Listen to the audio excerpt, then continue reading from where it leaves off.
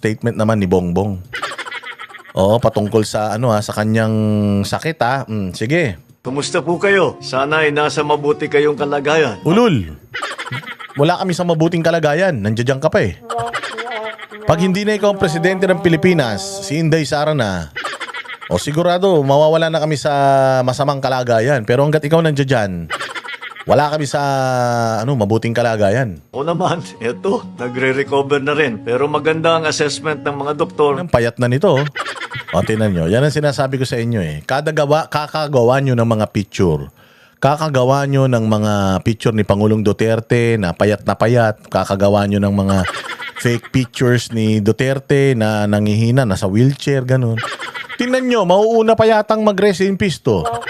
Sa pinaggagawa nyo, panay ang tawag nyo sa mga Duterte supporters na dutae. Ayan tuloy, hindi na mata ito. Walang Diyo kayo talaga. Nakakarma kayo. Alam mo lahat ng mga nung mga bumabanat kay Pangulong Duterte, nung nangamatay lahat eh.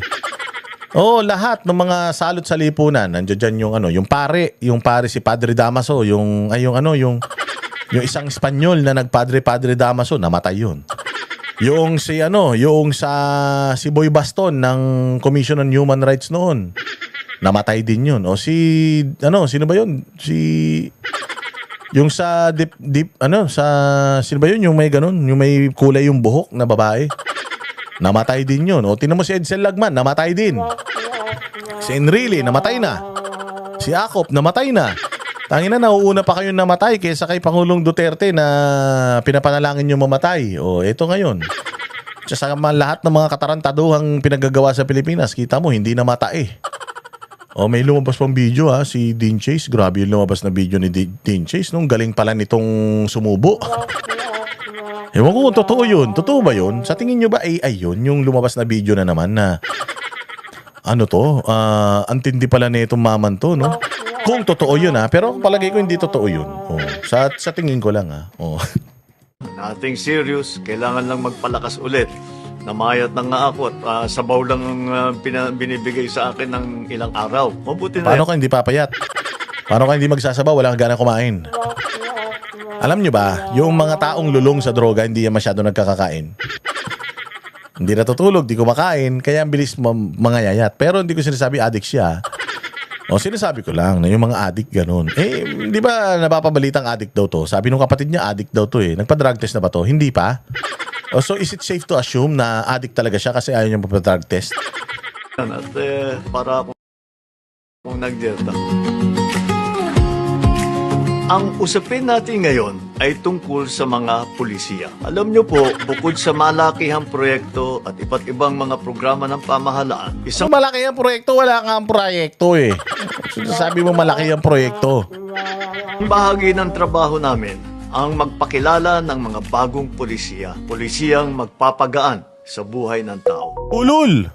Pulisiyang magpapagaan sa buhay ng mga tao. Tagal-tagal mo ng presidente, hindi pa gumagaan yung buhay ng mga tao. Gumaan lang yung buhay ni Romualdez tsaka nung anak mo Paano natin malalaman na ang isang pulisiya ay maganda? Ang isang pulisiya na maganda ay matutupad kung anuman ang inyong ninanais. Halimbawa, para sa pamahalaan, para pagandahin ang buhay ng tao, para magbigay tayo ng magandang healthcare, para matulungan natin ang mga... Utang ina. Puro katarantaduhan na naman pinagsasabi dito. Baka may copyright pa to.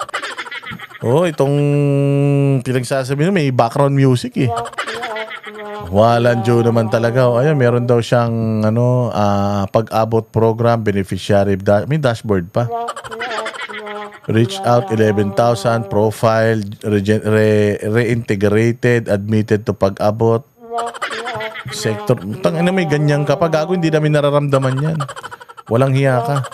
Ano pinagsasasabi mo na naman dyan? Mahirap para pababain ang presyo ng mga produkto. Pababain ang presyo? Kadiwa ng 20 pesos kilo ng bigas, gago, wala na yan. Kung sabog ka na naman ba? Kung ano na naman tong DA credits 20 rice program for shop drop in food poverty perception. Tratado. Bagsak ang ekonomiya natin. Bagsak din ang buhay ng mga Pilipino. Pinagsasabi nito. Paano natin pagandahin ang ekonomiya? At kasama dyan paano paganda yung ekonomiya? Bagsak nga. GDP natin 3 point something na lang. Walang hiya kayo. Government exceeds 2025 targets in job creation, poverty reduction. Totoo ba? Putang ina, dito ka maniniwala kay Claire Castro, napakasinungaling yan.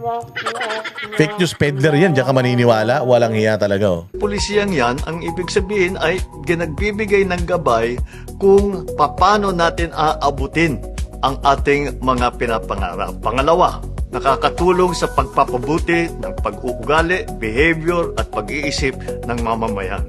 No?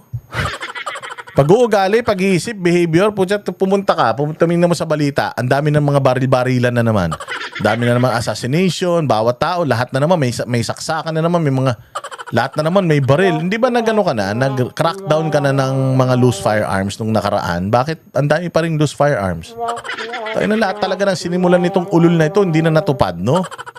Madaling maintindihan ng kung sino man ang kailangan magpatupad ng pulisiya na yon. Pang-apat, kayang ma-enforce at mag-implementa. Pang-lima, Ayan na, oh, yung 6.79 trillion national budget, oh. O, tuwan-tuwa yung mga ulaga, oh. Sige, tangina nyo, ha? nakakatulong sa mamamayan, hindi pampabigat, hindi perwisyo. Daming alam nito. Dahil mo alam, BBM, wala ka naman nagagawa. Ilang taong ka na sa posisyon. Hanggang ngayon, wala ka pa rin nagagawang mga malalaking proyekto na makakatulong sa mga Pilipino. Yung subway project, alam mo, sa mga proyekto ni Pangulong Duterte, doon talaga ako sa subway project na excite. Sobrang excited ako. And sabi, kung susundin yung plano, dapat sa 2028 tapos na yan. Mantakin mo, meron tayong MRT, may LRT, tapos may naging LRT2, LRT3. Pag pumunta ka sa Malaysia, yung subway system ng Malaysia, ang ganda. Pag pumunta ka sa Singapore, yung train system ng Singapore, ang ganda. Sa Korea, sa Japan, sa mga bansa dito sa Asia, napakaganda ng mga subway system nila. Lagi kami nasa Japan. And yung subway system talaga ng Japan, lalo-lalo na dyan sa Tokyo, sobrang reliable. At saka talagang hindi ka na magsasasakyan. Makakaikot ka sa buong Tokyo ng tren lang. Lahat ng mga tourist destinations, lahat ng mga lugar, ano ba to? Lahat mapupuntahan mo yan dyan sa Japan. Makakaikot ka. Pero dito, meron ka lang MRT dito sa EDSA. Tapos, ang traffic pa sa EDSA. So kung halimbawa yung subway na yan, yung subway daw na yan, dadaan pati yan sa airport, mas magiging madali yung pagpunta ng airport, yung paglabas ng airport, yung pagpunta sa mga destinasyon, mas magiging mabilis. And magsasanga-sanga yan, mga bossing. Yan na yung simula. And then masusundan niya ng mga panibagong line. Marami mga dadaanan yung mga tren na yan na mas lalong magiging pleasing yung Metro Manila, lalo na yung Pilipinas sa mga turista. Na-excite ako kung paano gagawin kasi sabi ko pa nga, binabaha pa naman dito sa Pilipinas. Paano kaya tayo magkakaroon ng subway? Ang ganda nung plano nung mga Japanese diyan sa subway. At gusto kong mapatunayan kung totoo ba na hindi babahain yung mga yan. So, alam mo yun, ito na yung parang gateway ng Pilipinas to the future. Pwede na tayo makipag-compete. Pucha yan. Hindi pa matapos-tapos, hindi yata nagkakaroon ng progress dahil hindi naman binabudgetan itong hudas na to. Talagang gusto nito paatras. Tapos ang sinasabi niya, next leap, Global South Infrastructure. Putsang ina, sumasali ka pa sa mga ganyang usapan. Wala ka namang infrastructure na kapaki-pakinabang ginawa sa Pilipinas. Demonyo ka, walang hiya ka talaga. Ay, nako. Tigil na natin to.